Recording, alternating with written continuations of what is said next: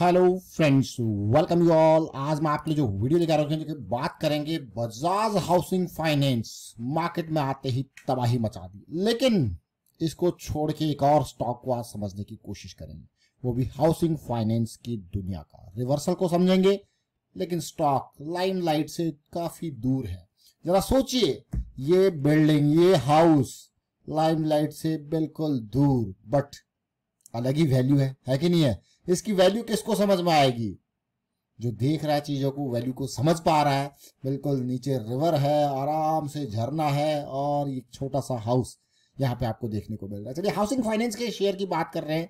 कौन सा वो स्टॉक है, डिटेल में समझते हैं, कुछ सीखने की कोशिश करेंगे। और आगे बढ़ने से पहले मैं आपको बता दूंगा, आपने अब तक चैनल को सब्सक्राइब नहीं किया तो जल्दी से सब्सक्राइब कर ले, बेल आइकन को प्रेस कर ले, जिससे आपको नोटिफिकेशन आती रहेगी। और प्राइस एक्शन की सीरीज आपके बहुत काम की है। देखिए, सीखने के लिए पैसे की जरूरत नहीं, बल्कि टाइम की जरूरत होती है। मैं आपको बार बार कहता हूं, टाइम आपको देना पड़ेगा प्रैक्टिस के लिए। तो प्रैक्टिस बहुत जरूरी है, मानो या न मानो, ये सच्चाई है। बेसिक्स आपके साथ इस सीरीज में शेयर है। बेसिक्स को देखिए और प्रैक्टिस कीजिए चार्ट्स पे।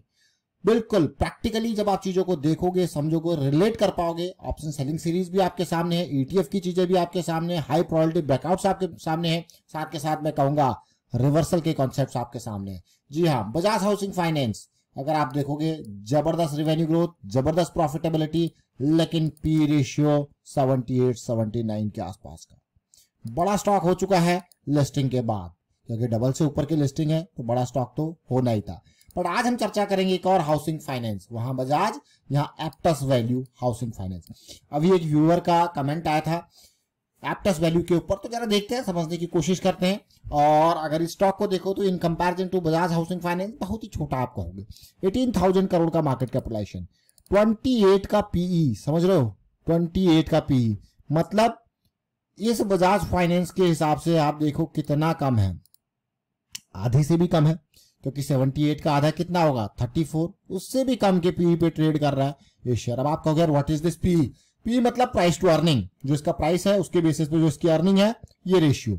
अब प्रॉफिटेबिलिटी, रेवेन्यू ग्रोथ देखोगे, आपको क्या, इसमें भी कोई कमी नहीं है। ग्रोथ पूरा का पूरा बढ़िया, प्रॉफिटेबिलिटी अच्छी खासी। और प्रॉफिटेबिलिटी ये मान के चलिए, वो 18,000 करोड़, वो 136, समझ रहे हो? और यहां पे देखिए मोर देन 600 करोड़ का प्रॉफिट है, और इसका ट्रिपल है। अगर देखा जाए तो मार्केट कैपिटलाइजेशन कितना गुना है? 18, और वहां 136, और प्रॉफिट मात्र 3 गुना। अब एप्टस वैल्यू के चार्ट को देखते हैं। देखिए, ये स्टॉक आज से नहीं, पिछले कुछ टाइम यानी कि दिसंबर के टाइम फ्रेम से रडार में है।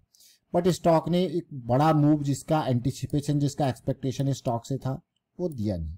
देखिए, यहां से ये स्टॉक रडार में है। वाई? और उसका कारण है इसका ये मोमेंटम में आने, इस जोन में देख रहे हो, ये मोमेंटम में आया और इसने हमको डाइवर्जेंस का काइंड ऑफ डाइवर्जेंस यहाँ पे दिया, 2 पॉइंट सिस्टम, और मैं कहूंगा डब्ल्यू फॉर्मेशन यहाँ पे दिया। चीजें मोमेंटम में आई, तो तब से पेशेंस कितना चाहिए होता है मार्केट में, जरा सोचिए। इसके साथ के स्टॉक जो इस तरीके से मोमेंटम दिए तो कहीं दूर भाग चुके हैं, लेकिन ऐसे भी शेयर हैं जो यहाँ पे अभी कंसोलिडेट ही कर रहे हैं। मैं इसको कहूंगा अभी भी कंसोलिडेट ही कर रहा है, लेकिन क्या अगली रैली स्टार्ट हो पाएगी? जरा देखिए फिर से इस स्टॉक को। अभी अगर आप देखोगे तो पिछली बार जिन्होंने यहाँ पे एंट्री लिया होगा 300 या फिर 320 के आसपास, तो उनका स्टॉप लॉस क्या होगा? यहाँ डीप होगा, है कि नहीं? तो उनका कोई मतलब स्टॉक ज्यादा दूर भागा ही नहीं है, 30-40 पॉइंट ऊपर ही है, ज्यादा दूर भी नहीं है। और डेली टाइम फ्रेम में देखते हैं सिचुएशन को, तो पिछली जो स्टार्टिंग हुई थी वो सितंबर यानी कि पिछले साल, ये 300 के आसपास, दिसंबर यानी कि 300 के आसपास, देख रहे हो ये जोन। अब इस जोन को समझने की कोशिश करते हैं। ये जोन पे मानो आपने एंट्री लिया, यहीं पे कहीं पे भी इस जोन में एंट्री लिया, आपका रिस्क था ये। अब जो फ्रेश नया निवेशक होगा, क्योंकि एक फ्रेश साइकिल यहाँ पे कहीं स्टार्ट हो रही है, तो इन एरियाज में वो एंट्री लेने की कोशिश करेगा, 350, 360 इन एरियाज में, तो उसका स्टॉप लॉस ये जाएगा, है कि नहीं है? तो ये रिस्क मैनेजमेंट इंपॉर्टेंट। तो 360 पे अगर ये स्टॉप लॉस लगा लें, राउंड ऑफ करके अगर फिगर लगाओगे तो 290 के आसपास ही बैठेगा। तो मतलब सीधे सीधे 70 पॉइंट का रिस्क उसको देखने को मिल रहा है। तो 70 पॉइंट का रिस्क मतलब अगर 10 शेयर भी खरीदे जाए तो सीधे सीधे 700 का रिस्क है। 20 शेयर खरीदोगे तो 1400 का रिस्क देखने को मिल रहा है। उसी तरीके से अगर आप 40 शेयर खरीदते हो तो आप खुद सोचिए 2800 का रिस्क आपको अभी के टाइम पे देखने को मिल रहा है। ये है Aptus value. Revenue growth, profitability growth बहुत ही बढ़िया, और स्टॉक जिसकी जैसे मैंने कहा कि दिसंबर में जब हमने लास्ट टाइम चर्चा करी थी, और ऊपर आई बटन पे जाके आप वीडियो देख सकते हो, दिसंबर में तो इन जून में यहाँ पे था, अर्ली इन द साइकिल।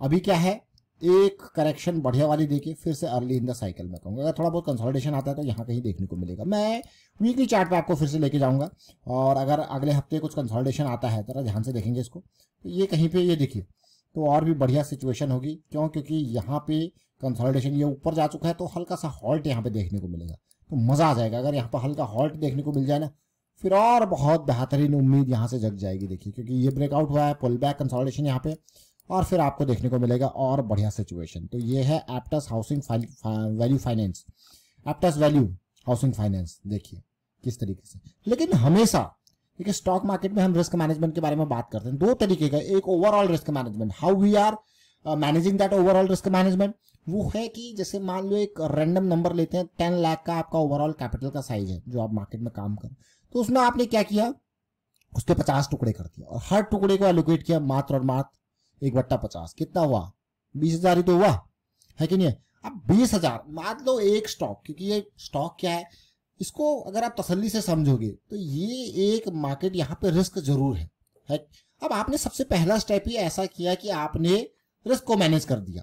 कैसे? अब एक स्टॉक आसमान से जमीन पे आ गया, बिल्कुल कुछ भी हो गया, उस स्टॉक को खत्म हो गया, बर्बाद हो गया, तो वो स्टॉक आपका कितना परसेंट का कैपिटल लेके गया? क्योंकि आपने 50 टुकड़े कहे तो 2% कैपिटल आपकी गई कि नहीं गई?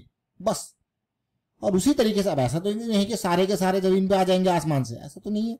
हाँ, कुछ कुछ चीजें आ सकती हैं, ये एक अनसर्टिनिटी मार्केट में बनी रहती है, लेकिन उसको आपने सबसे पहले मैनेज किया। अब आपका second level of risk management, वो 20,000 भी जो आपने लगाए हैं, तो उसको भी आपने रिस्क मैनेज किया है, उसको भी देखा है कि हाँ कितने मैं यहाँ पे लगा रहा हूँ, उसके बेसिस पे कितना मेरा रिस्क बन रहा है। Again this is second level of risk management. तो आप हमेशा रिस्क मैनेजमेंट को टॉप पे रख रहे हो और उसके हिसाब से आगे चल रहे हो। सो दिस इज, आप अपने कैपिटल को बचा के चल रहे हो। इसका मतलब आप लंबे यानी कि लॉन्ग टर्म के लिए बहुत ही आसानी से चीजों को समझ रहे हो। और साथ में अगर आप इस तरीके से चीजों को समझ रहे हो तो भैया ये रिस्क मैनेजमेंट के साथ लर्निंग बहुत इंपॉर्टेंट, बड़े टाइम फ्रेम की लर्निंग। आपको ये नहीं कहूंगा कि मैं हमेशा छोटे टाइम फ्रेम पे जाऊं, बड़े टाइम फ्रेम को समझिए, मंथली, वीकली, डेली, आवरली। इनको जब आप समझते हो, इनको रिलेशन इनका समझते हो, तो प्राइस एक्शन की सीरीज आपकी काम करेगी, लेकिन प्रैक्टिस आपको करनी पड़ेगी। छोटे टाइम फ्रेम के लिए वीकली ऑप्शन सेलिंग सीरीज आपके लिए है, इसको जब आप देखोगे, समझोगे, कैसे रिलेट करोगे, बहुत ही बेहतरीन एक सीरीज आपके लिए स्टार्ट कर रखी है, इसको देखें।